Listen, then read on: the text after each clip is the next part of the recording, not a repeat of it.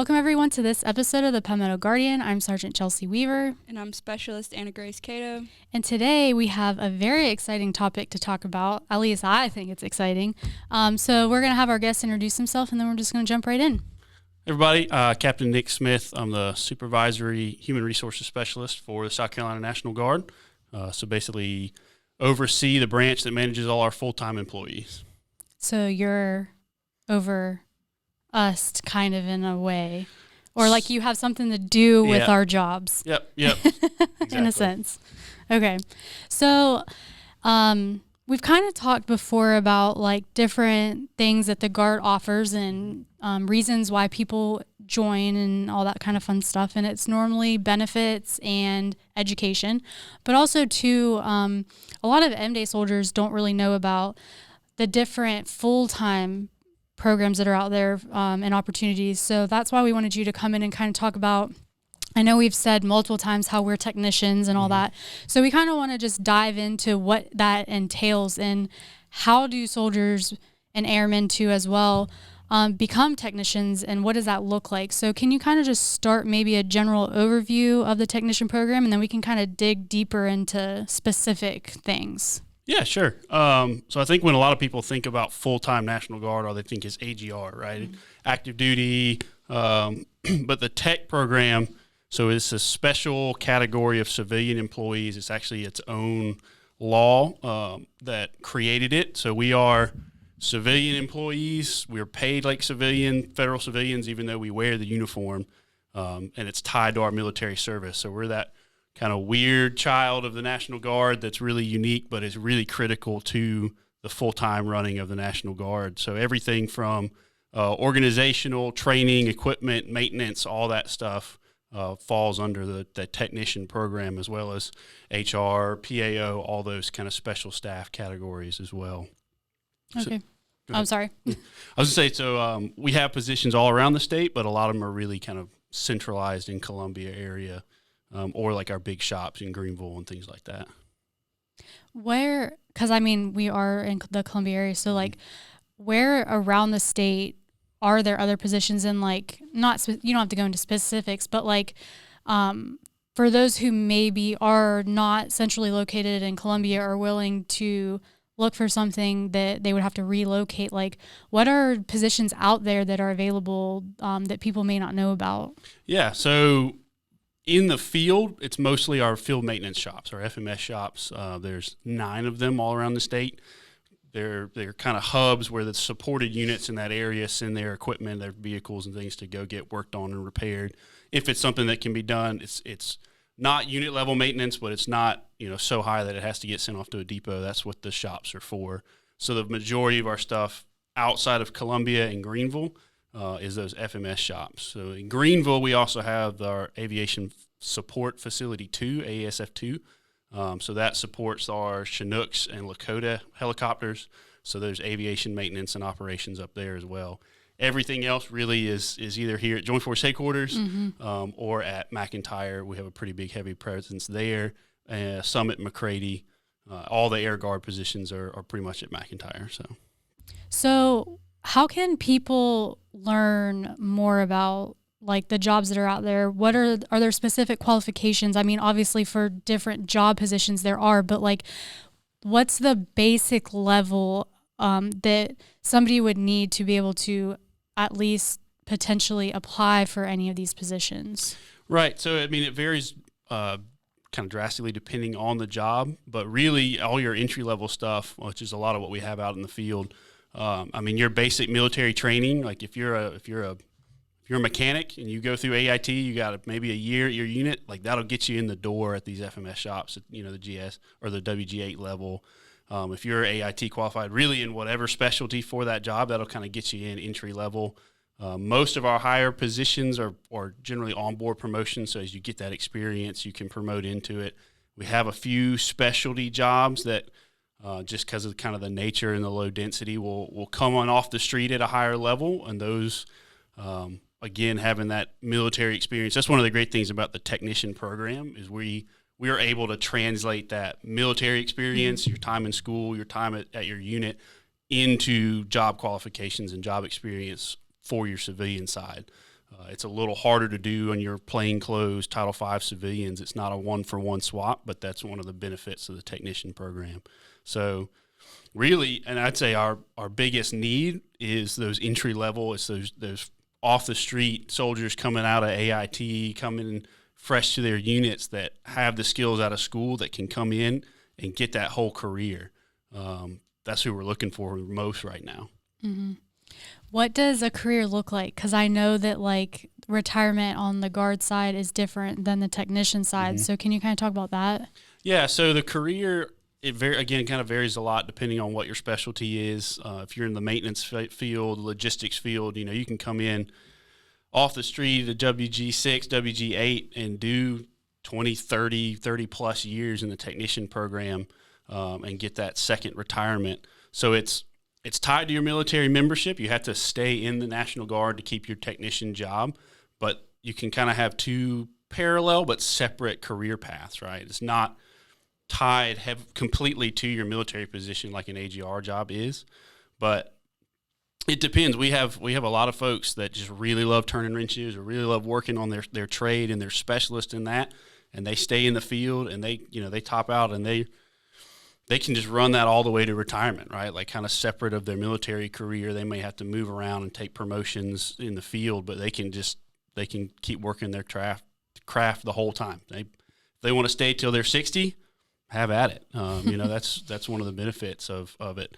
The flip side too is we have a kind of a separate retirement system, right? So it's a federal civilian retirement, just like if you retired from the Postal Service. But one of the benefits of the technician side, because you have to be a member of the National Guard to have that job, if you lose your military membership, whether it's military retirement, disability retirement, med board, something like that, there's actually a special provision that allows you to go ahead and retire on the civilian side as well and get that special retirement. There's a lot of caveats to it. You got to be in for a certain amount of time, but we're a normal federal civilian. You can't retire until 60, 62, depending on your retirement category. For us technicians, if we lose military membership involuntarily, not just, hey, I want to get out of the Guard, but it's a medical retirement or something like that, mm-hmm. You can actually then go ahead and retire on the technician side too, and not have to, go find another job. You basically have your full retirement there. Okay. So you kind of were talking about Title V and mm-hmm. all that kind of stuff. Can you explain in the easiest way possible? Because people ask me, I don't know how to explain it to them where, because they're like, well, you wear the uniform, you're military. I'm like, yes, but I'm technically a civilian. And mm-hmm. It's so hard to explain. So could you kind of break that down a little bit as far as the difference between the Title V positions and then our positions? And also too, you don't have to apply for, it's Title 10, right? Or are we Title 32? Title 32. Okay, Title 32. So as a Guards member, you don't have to apply for a Title 32 job. You can also apply for a Title V because we do have a lot of individuals who are also a Title V, which in my eyes I see as a true civilian, I guess, because they don't wear the uniform to work and all that kind of fun stuff. So could you kind of tell us a little bit about the differences between those two? Yeah, absolutely. So we used to have what were called dual status technicians, which is us, and then non-dual status technicians, which were still technicians but didn't wear the uniform. It was this different system, but a few years ago that changed. So now all those are Title V, which is just your standard federal civilian. It's the same category civilian as, that works at the post office. Well, actually, they have a different code, but, your standard federal mm-hmm. employees, Social Security Administration, whatever, they're standard civil service positions. They don't have any of that military requirement to those jobs. They still support our agency and support the mission we do, but they're like inherently civilian positions. So the auditors and USPFO, that's kind of our big one. A lot of our HR positions are Title V. So there's no military membership requirement. There's no kind of Army versus Air constraints like we have on the technician side. So you can apply for that just like every other Title V position or regular federal civilian position at any other federal agency. You're still working for the National Guard, and the vast majority of our Title Vs here are still drilling Guards members on the weekend because it's just still that family atmosphere. We all work together. It's just that position is Title V. We do have a handful that come from the outside, and that's kind of a benefit of it, is we're able to bring in some outside individuals that aren't tied to the military position, that maybe have an outside perspective, or when they retire from the military but want to keep working. You got kids in college, or you just really want to stick around. You can't, you're like me and you're a busybody and you can't sit around the house like that when you retire. And so they can come back into those Title V positions down the road and keep working and keep building that retirement. But yeah, it's just really depending on what type of job that's being done drives that decision of, is it Title V, is it Title 32? So if it's inherently military support in nature, so your mechanics, your operations and training, things like that, they're always going to be Title 32, but it's kind of that more civilian support, non-military backup, or I don't say backup, but non-military aspects, that's where those Title Vs come in. Could you explain, you were talking about how you can have different career paths, being MDay and being at Tech. Yep. Could you explain, I guess, how a soldier could have an MOS but be qualified to work a completely different job in the technician program? Yeah, absolutely. So up until several years ago, we had what was called compatibility, and we still have those requirements. It used to be every technician position, had a rank, grade, and MOS requirement to it. And some of the air guard positions are still more like that. On the Army side, it changed. Now, compatibility on the military side is just that you're in a unit that is supported by the technician organization you work for. So if you're Joint Force Headquarters, that's everybody, right? If you're in a shop, it's got to be one of the shops the units you support. And then grade inversion. So you can't militarily outrank your supervisor. That's really the only compatibility things we have, and color of money. So Army versus air, right? An airman can't serve in an Army technician position, and vice versa, unless it's specifically funded that way. So that gives us a lot of latitude for movement within the civilian side. So you could be, an MP on the drilling side, speaking personally, but work in HR, because it's two different career paths. As long as you meet the qualifications for that civilian position, which a lot of the specialty staff, it's program management, it's people skills and things like that. So you kind of have a broad experience base to build from, but you're not tied to, only your MOS when you're working in the technician field. So if an M-Day soldier is interested in having a technician job and they know that they have the experience required for that job, they shouldn't be afraid to apply for it. Absolutely, yeah. Especially a lot of our, Joint Force Headquarters jobs and things like that, they're kind of MOS agnostic, because they're special staff, or they're just kind of your general support skills position. So you can, go have fun on a drill weekend, be an 11 Bravo, do your infantry thing, and then come in and, have a desk job during the week and get that balance. I love it, having drilling somewhere else, so I get that break. It's not that I drill and work in the same building all month long. It gives me a little break. So it's a great benefit of the technician program for sure. That's definitely my favorite part about it. Yep. I know, being a part, because I was transitioning to the pad when I got this job, and so I still drilled with my old unit for 2 drills, and then when I started drilling with the pad, it's like it's not even the weekend. It's just another day, and I'm like, I just need a vacation sometimes. And then Kate is over here like, oh, we're going to the field, and we're driving the trucks and doing gunnery, and I'm like, but yeah, it's fun because our job, we get to experience everything. It doesn't matter what, our job is to cover the units, but it's fun to go out and cover them, all the different units and the different jobs and stuff that are out there, because we get to experience a lot of stuff that other people won't get to experience because they're in one unit or they're doing one job for most of their career, but we get to experience that without having to be trained. That's right. Yeah. So it's a lot of fun. Yeah, we definitely have the best job. I agree. Some days I'm jealous. But yeah, I guess maybe just some of the other benefits of the tech program too, because like we talked about, so it's civilian, so it's an inherently civilian. You're paid on the civilian pay scale, whether that's wage grade for like our maintenance positions or GS, general schedule, for a lot of our positions. So it's not the same as your military pay, but there's a lot of other benefits as well, right? So we have a separate life insurance program. So you can have 2. You can have your SGLI on the military side and FEGLI. If you're like me with a family and you want to have a lot of life insurance, it's a good cheap option to have double. We talked a little bit about retirement. So there's, again, 2 separate retirement programs. I think that's one of the things that people maybe are hesitant about a lot on the technician side is, oh, well, I won't make as much as AGR. And that's true paycheck to paycheck. But if you look big picture, our retirement program is actually significantly better. If you do a full full guard career and a full technician career, you'll be, hand and feet over on the AGR side in terms of what you'll bring in at retirement. Because essentially you have 4 retirements if you do it that way. You have your National Guard retirement, your technician retirement, and then 2 different TSPs. And the civilian side actually does TSP matching. So if you put into the TSP on the technician side, the agency will match up to 5% of that. So there's basically free money in your retirement. So there's a lot of that. We taught the separate retirement category, the discontinued service. That's a big thing. We have, I think, a better dental insurance program than the TRICARE dental. It's a good program. We have vision insurance. So there's a lot of stuff there. I think one of the other big things that I hear a lot from people not wanting to go technician is losing the TRICARE and losing bonuses. Mm-hmm. Get it? That's a big issue. But I will say that those 2 things are both NAUGUS and the Chief of National Guard Bureau, General Hokeson's, they're like big ticket items for them. So they're pushing really hard in D.C. to get those changed, and hopefully, knock on wood, here in the next year or 2, we can see a change in that. TRICARE technically already got passed. It's just 2030 is the effective date.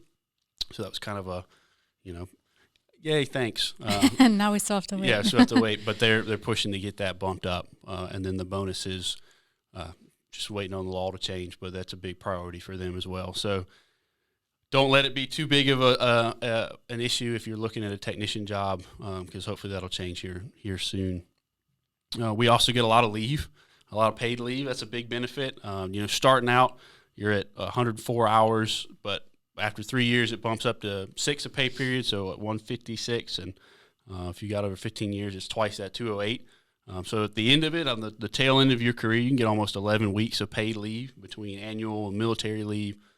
We do get paid military leave, so when you go on AT and things like that, you get to double dip, both technician and military pay. So that's a big benefit. And we get 11 holidays, 11 paid federal holidays. So if you're on the 410 schedule like most of us now, that's 4-day weekend, 11 4-day weekends just free. Don't have to take any leave. So those are big benefits of the program as well that we like. What about like awards and stuff that you can receive from supervisors? Because I don't think AGR really has anything like that. No, yeah, and that's another good point too. So we do have a performance incentive program. So we have our yearly performance appraisals, kind of like your NCOERs, but it's yearly. It's on the same cycle, and it's tied to your civilian position. But what comes out of that is then your ability to do incentive awards. So whether that's cash. This year, we actually gave out some pretty sizable cash awards, up to a couple $1,000s over the year, whether that is a time off award, and that can be for the whole year, or that can actually just be like a, on the spot, hey, you did really good, you went above and beyond, here's an extra 2 days off, essentially, of paid leave. And then we also have a QSI, so quality step increase for the GS scale. So essentially, it's like, hey, you did a really good job this year, I'm actually going to promote you an extra step early. And that's where the QSI program is. And you're right, the AGRs, you do your job, and it's your rank and your data and your time in service. That's the only things that drive your pay. So on the tech side, we do actually have a little more incentive to go above and beyond and do your job. So. Yeah, now that we switched to the 410s, I was wondering if they were going to change the time off award, because before you got 27 hours, so it was like 3 days. Mm-hmm. So now with the 410s, I'm like, does that mean that they're going to bump that up?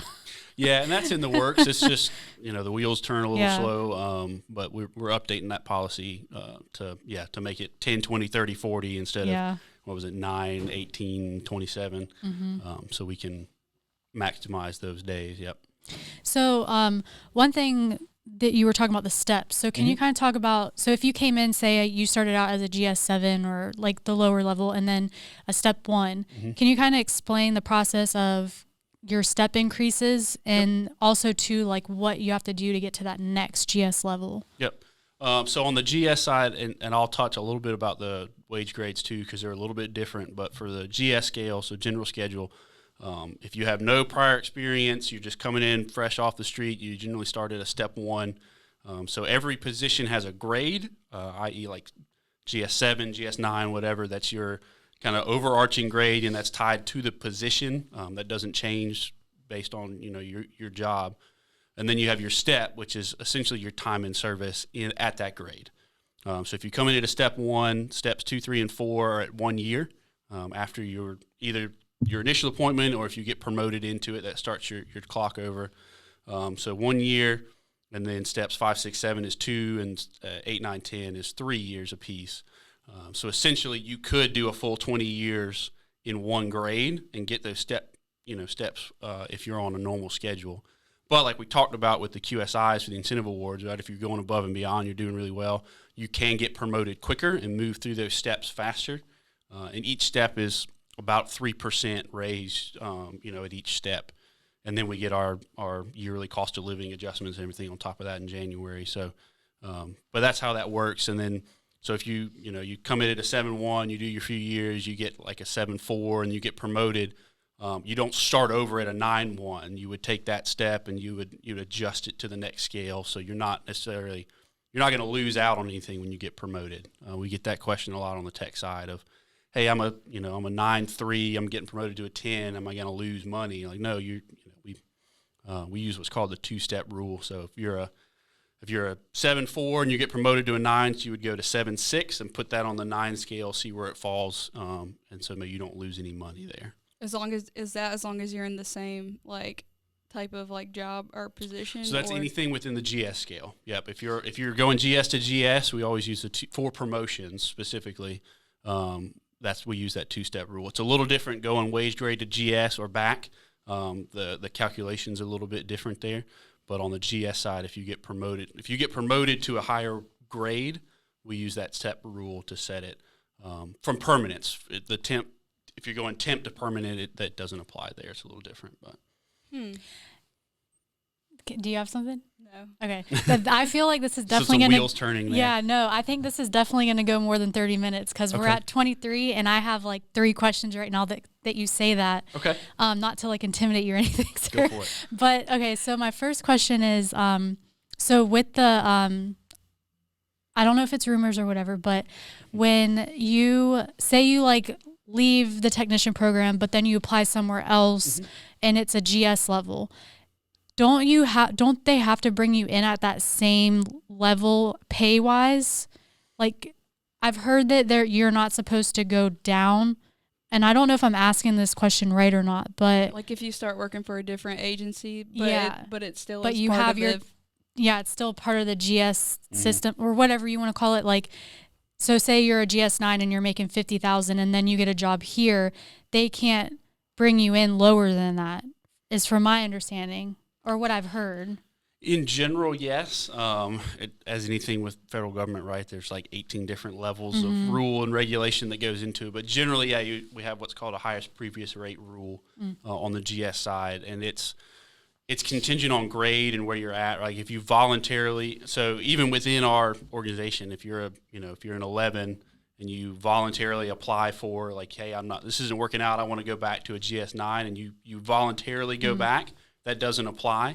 But yeah, so let's say you came from the VA, right, and you were an 11-4, and you're coming into a 11 or even a 12 position here, we would use that highest previous rate to do your pay setting when you come in. Okay. Now, we can't go above a step 10 at any level, right? So if you were a GS15 at the VA and then, you get out for whatever reason and you come back for a GS7 job, well, we can't go above a 7-step 10 because that's just the highest we can pay on that system. But, yeah, we try to fit that within the scale for your highest previous rate is how that works. Doesn't the sick leave carry over, too, between that's the one? Yeah. So sick leave, it won't show up initially when you come in. We have to do some paperwork to go up to DFAS and get it restored. But, yeah, sick leave will carry back with you. So your annual leave, comp time, things like that are your personal leave will just get paid out when you leave, or depending on the type of award, sometimes it just falls off if you don't use it. It does not transfer with you, but sick leave will. The other kind of little known fact about sick leave, too, if you're going to retire, I think it's over 1,000 hours when you retire, whatever sick leave balance you have gets converted into time in service for retirement. So that happened a couple of years ago. They noticed a lot of people got really sick right before they retired magically, just based off all their sick leave. So that kind of became an incentive, like, hey, no, let's actually work until you retire, and whatever sick leave you have gets converted into your retirement. Also, too, with the tech program, I don't know if it's called something or whatever, but like if somebody takes a job somewhere else, or we have a lot of people who go to DC to do a tour or whatever, there's something in place to where your position has to be held, correct? Yep. So it's a law. It's called USERRA, Uniform Service Reemployment Rights, something like that. Don't put me on the spot there. But USERRA is the law. So essentially, if you go on military service, depending on the type of orders category, things like that, but if you go absent from your civilian position, that position is held for you here. So if it's generally a 5-year rule, right? So, and it's cumulative. So if you go on a 3-year tour at NGB and then you come back, and then you go on a 2-year tour at NGB and come back, but then you do another one, well, you don't have those rights anymore. But deployments and things like that are exempt from that time. So if you every time you deploy and you come back, it's as if you never left on the civilian side. You're allowed to buy back into retirement, put those points back in. You buy your military service, essentially make your civilian record whole, and it's as if you never left for retirement, and you get both added to your military retirement and your technician retirement as long as you buy it in. There's certain provisions about health care too, right? Like you have to, if you go on a contingency operation, overseas deployment, something like that, if you want to keep your civilian health care, it doesn't normally happen, but occasionally you'll have a situation where you have like a dependent that is on some sort of medication that Blue Cross Blue Shield will pay for, but TRICARE won't. You can actually keep your civilian insurance, and then for a year, the first year on that contingency deployment, we actually pay for all of it. The agency does, and then you can keep it for up to 2 years, and there's some back payment parts there. If it's like a regular tour, like if you just want to go work at Shaw Air Force Base on orders, that doesn't apply. But we still keep your position. That even applies if you go AGR. Like if you take an AGR position, you have your 3-year kind of initial tour on AGR to check it out, see if you're a good fit. If you want to do it and you decide after 3 years, this isn't for me, I want to go back to the tech program, we'll bring you right back into your position. Now, does that apply for certain jobs? So like I'm a technician right now. Say I want to go work at a fast food restaurant, and I say, hey, I'm putting in my 2 weeks. Do I get those 5 years that I can come back, or is it only if you're going to do some type of other military type job? Yeah, it's only for military service. Okay. Yeah, USERRA specifically for military service. That also applies for like your long drills and your ATs and things like that. School orders, if you're going to military school, none of that time counts against your 5 years. So it's specifically like if you voluntarily go on orders that's not a contingency deployment, something like that, that's where that 5-year clock comes in. Would that be like ADOS orders or?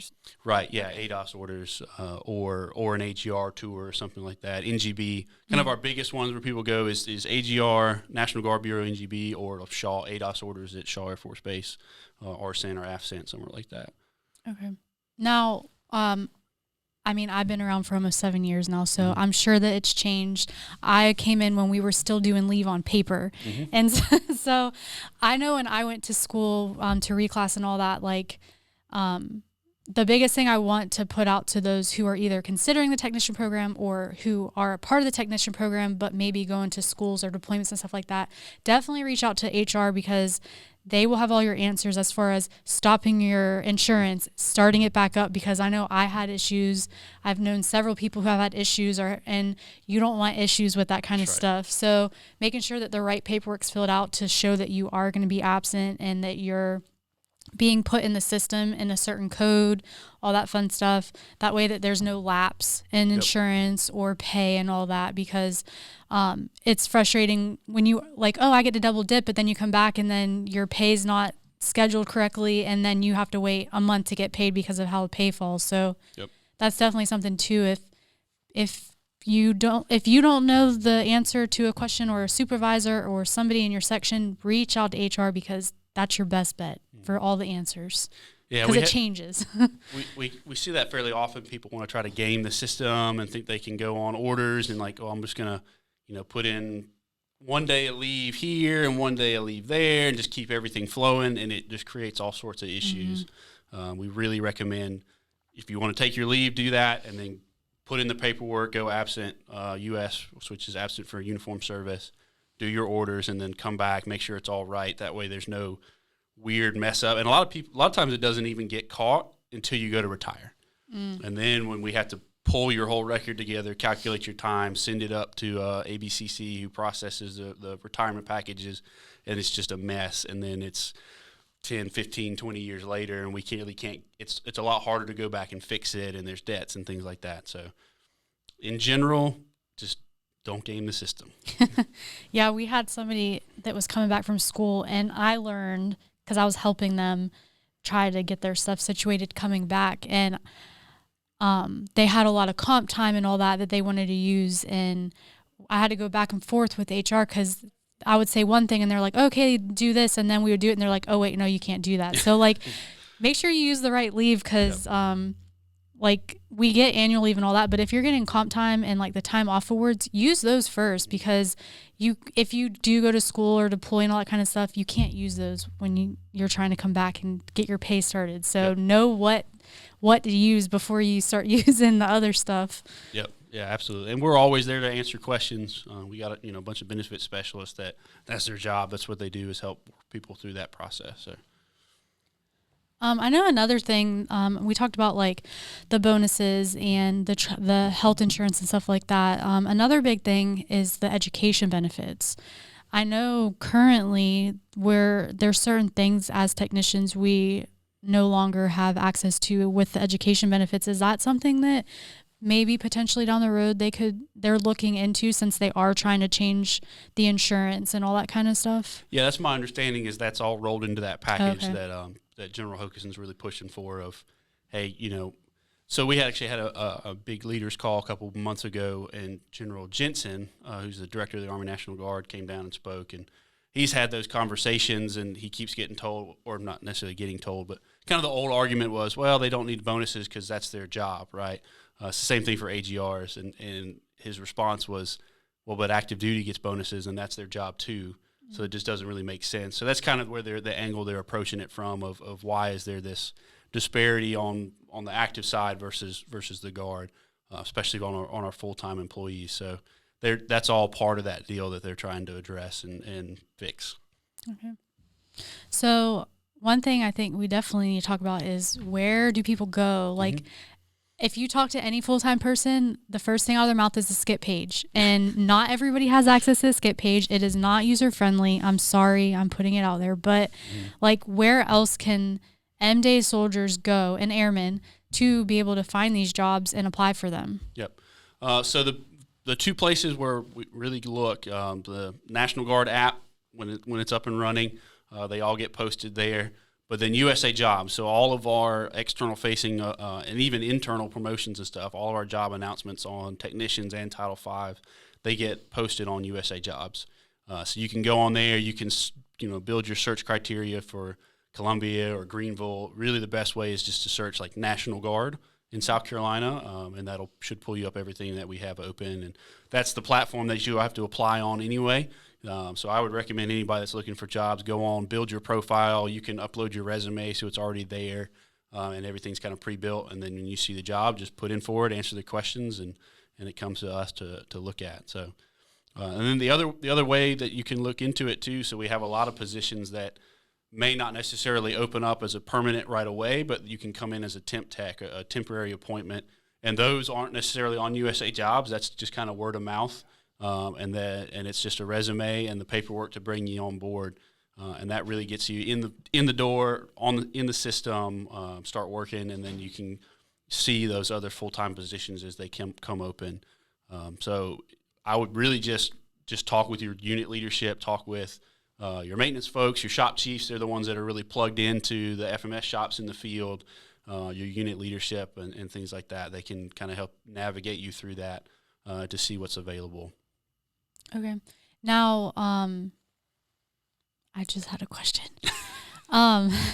Oh, can you kind of shortly, because I know we're kind of getting up there in time, but can you kind of explain the difference? Because there are differences with temp techs and permanent techs as far as benefits and stuff like that. That way that when somebody's coming in, because I know when I first came in and they did the briefing, we sat through this whole long briefing, and then they're like, and it was always, if you're a temp tech, don't listen to this. And then I'm like, okay, well, what do I listen to? Like, and then they're like, okay, if you're a temp tech, you get, so I don't know, I'm sure it's probably changed since then, but can you kind of explain the main differences, that way that when people are applying, they know, like, this is what I'm going to get out of this, and this is what I'm going to get out of this? Yeah, so really a temp tech or a temporary appointment, they're really designed for either short-term projects or to backfill people that are deployed on orders, things like that. So they're not a full-funded, fully tenured position, so they don't get all the benefits that a permanent position does, right? You still get your annual leave and your sick leave, but you don't get military leave. The retirement points don't accrue, or the retirement time doesn't accrue the same. So it's not all the benefits, and that it's a lot shorter nature, right? So if the position goes away, the need goes away, or the person comes back, then it's kind of over. We have a lot in the field, especially supply techs. A lot of units have temporary supply techs because it's a short-term recurring need kind of thing.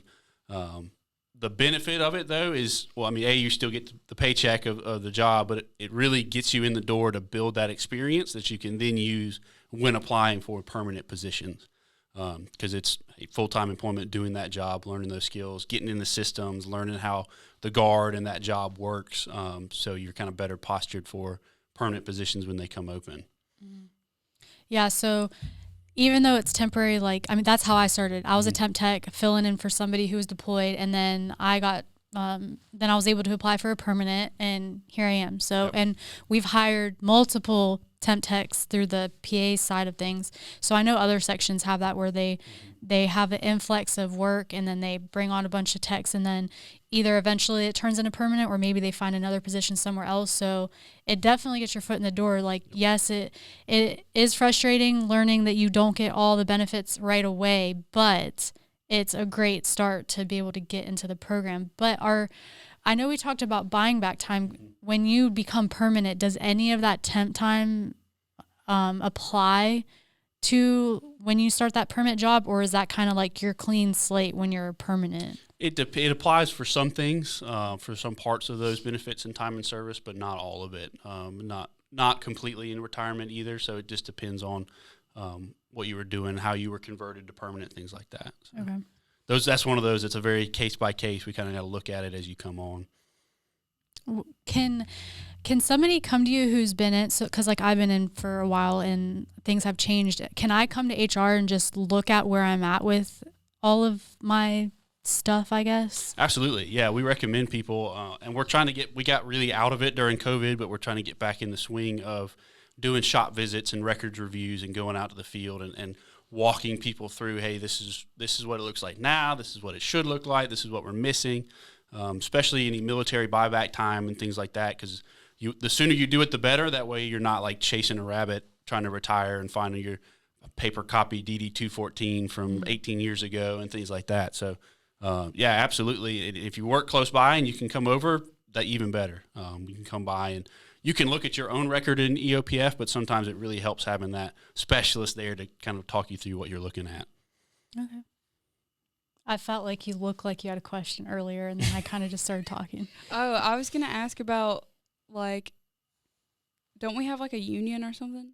Yes, Yeah. we do. Yeah. So again, one of the benefits of that special category of civilian employees, right? As civilian employees, we do have the collective bargaining rights, is what it's called officially. But yeah, unionization. So there's certain categories of employees that are exempt from that. Obviously, management, supervisors, things like that. If there be a conflict of interest between you and the employees you're supervising being in the same union, but for the most part, yeah, we do have a union that supports our employees. We have a collective bargaining agreement or a contract with the union that kind of drives how we manage our civilian employees. A lot of it is driven by law and regulation, so it's not necessarily bargainable, but kind of your day-to-day, how we manage leave, who picks leave, who gets that kind of stuff, all the way through, disciplinary processes, things like that we negotiate essentially and have a contract, and gives the employees a little more bargaining power in the process. All right. Well, this conversation, I feel like it could just keep going. But is there anything, sir, that maybe we didn't talk about that you want to kind of address, or do you think we've kind of nailed everything at this point, I guess? I mean, I really think overall we've talked most of it. I would just say, like I said earlier, the biggest thing, the most vacancies and the biggest need we need right now is those entry-level off-the-street folks. So if you're coming in from Battle Handoff or AIT or something like that and looking for a job, highly recommend getting in. The sooner you get in, the better, because it's just that much more retirement you get to build up. So, all right. Well, we'll put y'all's information, because I know there's some other people in the office. We'll put y'all's information in the show notes. That way that people can reach out if they have any questions. But with that, I guess we're good. Cool. All right. Well, thank you so much for stopping in, and maybe we could have you come on when there's changes or updates to kind of go over everything. But I think we kind of have like a baseline of the technician program now, and hopefully we didn't confuse anybody. I still get confused sometimes talking about it, especially trying to explain it to other people. So. Oh, I can only imagine. It's like I said, it's so complicated for me to explain why I wear the uniform every day, but I'm a civilian employee. Like, people just don't understand. Nope. I don't think they ever will at this point. I'm like, yeah, but I'm not AGR, but it's this whole thing anyways. Yep. Yeah, every time. Yeah. All right. Cool. All right. Well, if you guys like this video, make sure you give it a big thumbs up. If you haven't subscribed to our channel, make sure you hit the subscribe button, and we will catch you guys in the next episode.